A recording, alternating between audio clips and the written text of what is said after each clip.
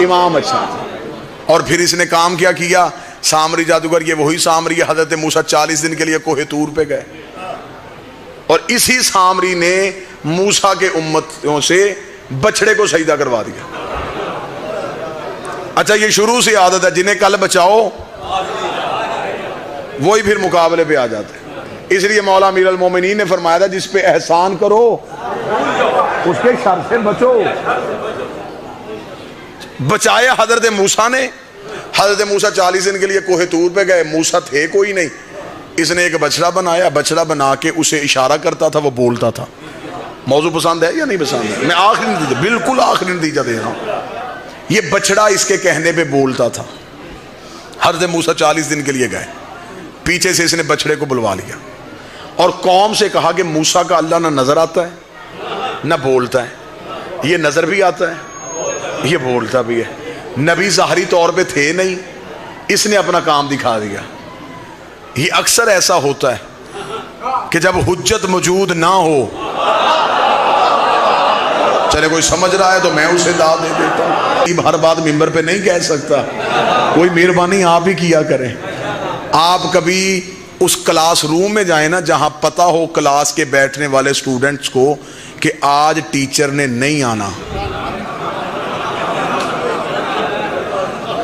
اللہ اس class room کا منظر آپ کو دکھائے کہ وہاں پہ کیا شور ہو رہا ہوتا ہے، کیونکہ بچوں کو یقین ہوتا ہے کہ ٹیچر نے آج نہیں آنا. وہاں پہ شور ہو رہا تھا اور کچھ شرارتی بچے ٹیچر کی کرسی پہ بیٹھ جاتے ہیں.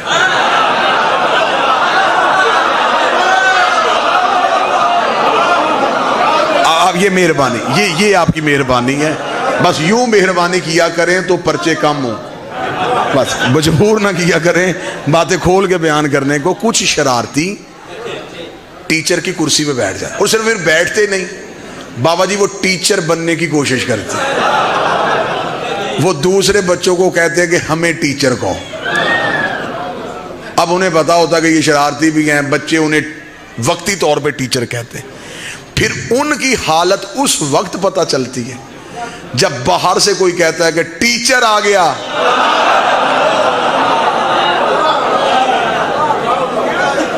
تو اب پھر ان سے تو کرسی سے اٹھا بھی نہیں جا رہا، کہ اب یہاں سے اٹھ کے وہاں تک جانے کے لیے بھی انہیں وہ فاصلہ بہت دور لگ رہا ہے، اور اتنی دیر میں ٹیچر کمرے میں آ جاتا ہے، اور وہ جو شور کر رہے ہوتے انہیں بھول جاتا ہے.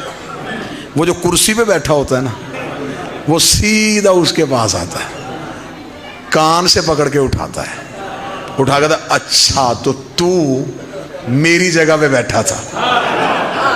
اب تو میری جگہ پہ بیٹھا تھا نا، اب یہ پکڑ پینسل، اب ٹیچر والا کام کر کے دکھا، اب انہیں پڑھا. اب تو وہ کام کر جو میں کرتا ہوں، میری جگہ پہ جو بیٹھا تھا نا اب کر. تو اب اسے تو پتا ہوتا ٹانگیں کانپ رہی ہیں کہ میں اب کیا کروں، ٹیچر سر پہ کھڑا ہے. تو اب پھر وہ اسے کیا کہتا ہے کہ اب تو کان پکڑ. پھر کوئی شریف آ کے کہتا کہ چلے سر جی معاف کریں، غلطی سے بیٹھ گیا تھا، آئندہ نہیں بیٹھتا. کلاس ختم ہونے کے بعد وہ شرارتی سیدھا اسی کے پاس جاتا ہے، جا کے کہتا اگر آج تو نہ ہوتا.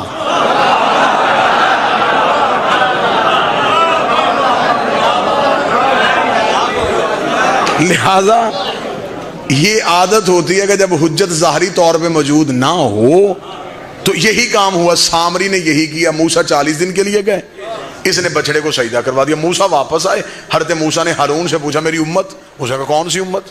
وہ جو اللہ کو سجدہ کرتے. اس نے کہا وہ آج کل بچڑے کو سجدہ کرتے. دو علموں کے درمیان ہوں، پوری ذمہ داری کے ساتھ جملہ کہنے لگا ہوں. قرآن کہتا حضرت موسیٰ سامری کے گھر گئے، سامری کو گھر سے باہر نکالا. موسیٰ نے کہا قتل بھی تجھے کروں گا، جان سے بھی تجھے ماروں گا. تو نے میری محنت برباد کی، تو نے لوگوں کو مشرک کیا، لیکن مجھے وہ بچڑا دکھا جو تیرے کہنے پہ بولتا ہے. وہ بچڑا لے کے موسیٰ کے سامنے آ گیا. حضرت موسیٰ نے کہا صرف دکھا نہیں، اسے بلوا. کیونکہ موسیٰ جانتے تھے کہ اگر یہ جادو سے بولتا ہے تو نبی کے سامنے جادو نہیں، بچڑا بول پڑا.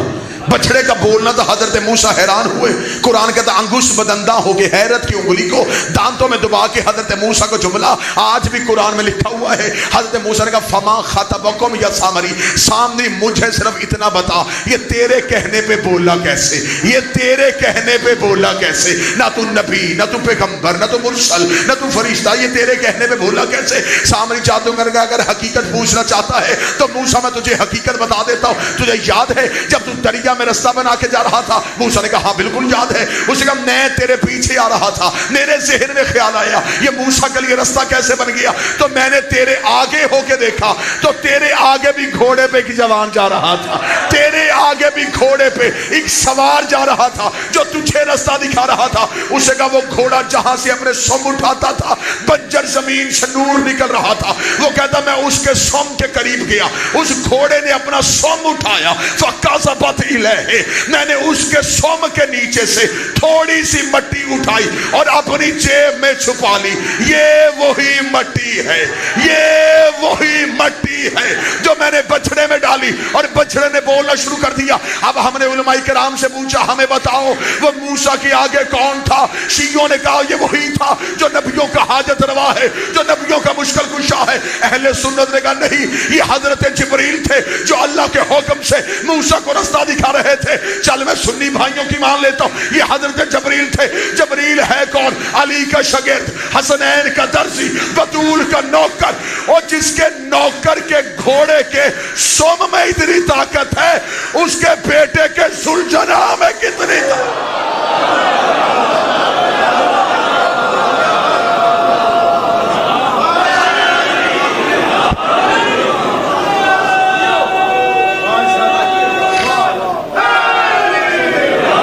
امام اچھا ہونا چاہیے.